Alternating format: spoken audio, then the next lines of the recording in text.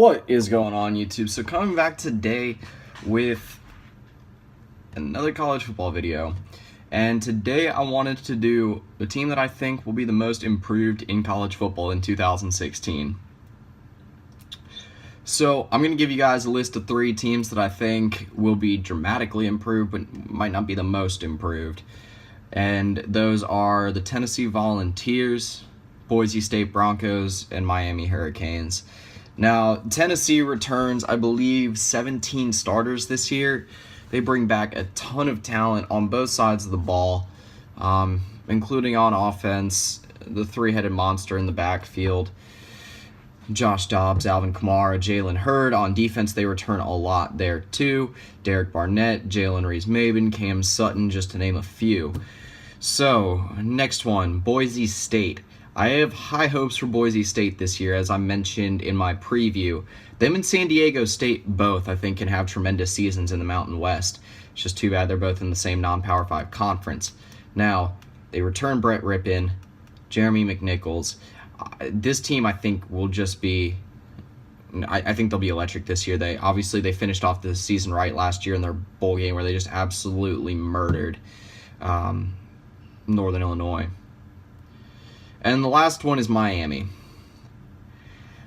I really think that if Miami does anything in the next 3 years, that this is the year. You know, I mentioned a whole lot about Brad Kaya, Joseph Yerby. It's Kaya's last year. You know, if he wants to prove that he's a top 2 quarterback for next year's NFL draft, then it's going to have to be a big season for him and for Miami. Now, the team that I think is going to be most improved, I think it's going to be the Washington Huskies. Now, this includes improvement just with overall talent, with coaching, and with the schedule, with their overall record pretty much because of the schedule. Now, this team returns a whole host of young talent from last year. You got the 2 sophomores, Myles Gaskin and Jake Browning. Myles Gaskin, somewhat of a dark horse for the Heisman this year.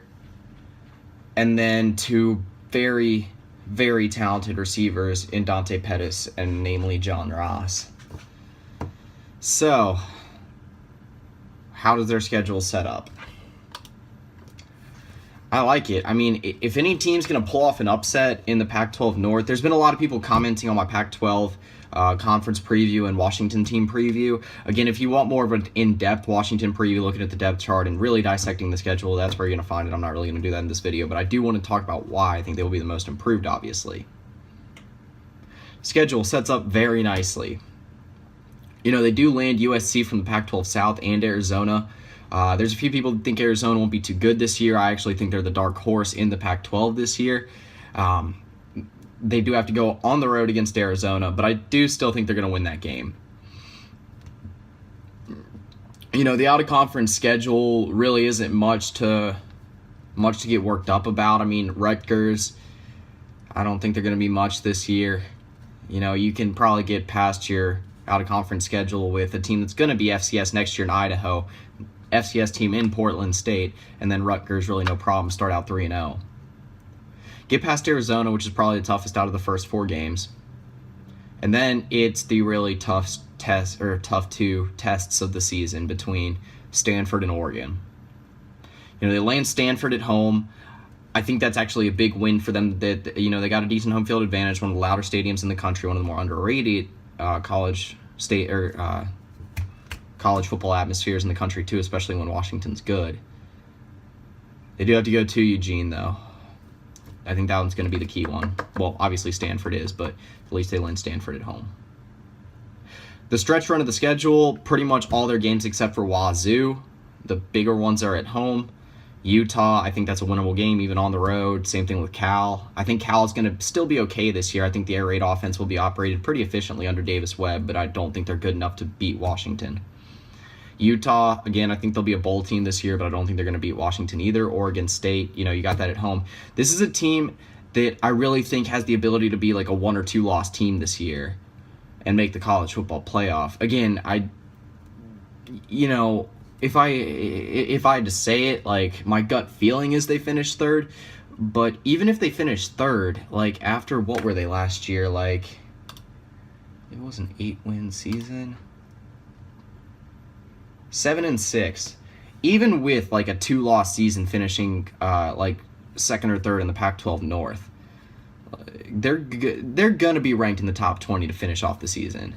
So that just by itself is one of the most improved overall records in the country. And not to mention what they might be able to do the year after if all their receivers do stay, between, like I said, Dante Pettis, John Ross, Braden Linnaeus, something like that.